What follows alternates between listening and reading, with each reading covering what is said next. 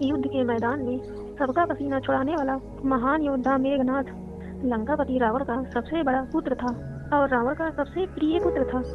जाने क्यों रावण अपने बेटे मेघनाथ को अपनी तरह सबसे महान विद्वान, ज्योतिष, गुणवान, महान योद्धा और सबसे बड़ा ज्ञानी बनाना चाहता था। युद्ध के मैदान में सबका पसीना छुड़ाने वाला महान योद्धा मेघनाथ लंकापति रावण का सबसे बड़ा पुत्र था और रावण की पहली पत्नी मंदोदरी ने मेघनाथ को जन्म दिया था। उन्होंने अपने पुत्र का नाम मेघनाथ क्यों रखा, इसके पीछे भी एक कहानी है। जब मेघनाथ का जन्म हुआ था तब उसके रोने की आवाज एक साधारण बालक की तरह नहीं बल्कि बादल की गड़गड़ाहट की तरह सुनाई पड़ती थी, जिसके वजह से उस बालक का नाम मेघनाथ रखा गया। कहते हैं कि जितना बड़ा महान विद्वान ज्योतिष रावण था, उससे भी कहीं ज्यादा गुणवान, महान योद्धा और सबसे बड़ा ज्ञानी वह अपने बेटे मेघनाथ को बनाना चाहता था।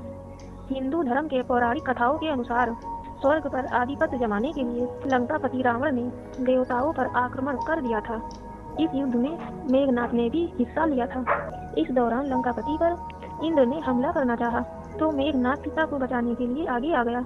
मेघनाथ ने उसी क्षण इंद्र और इंद्र के वाहन ऐरावत पर हमला कर दिया और उसने सभी देवताओं के साथ इंद्र को भी हरा दिया, जिसके बाद से मेघनाथ इंद्रजीत के नाम से संबोधित किया जाने लगा। युद्ध के समाप्त होने के बाद मेघनाथ स्वर्ग से निकलने लगा तो उसने इंद्र को अपने साथ ले लिया और अपने रथ पर बैठाकर लंका में ले आया।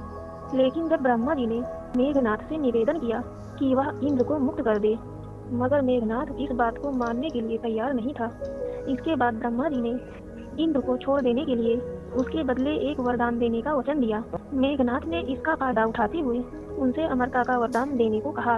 उस दौरान ब्रह्मा ने मेघनाथ को बोला, अमर होना इस प्रकृति में किसी भी जीव के लिए संभव नहीं है, क्योंकि यह तो प्रकृति के ही खिलाफ है।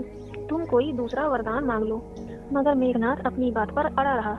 इसके बाद ब्रह्मा ने कहा, अगर वो अपनी मूल देवी निकुंबला देवी का यज्ञ करेगा और वह यज्ञ जब संपूर्ण हो जाएगा तब उसे एक ऐसा रथ प्राप्त होगा जिस पर बैठकर वह किसी भी शत्रु के सामने युद्ध में पराजित नहीं हो पाएगा और न ही उसकी मृत्यु होगी।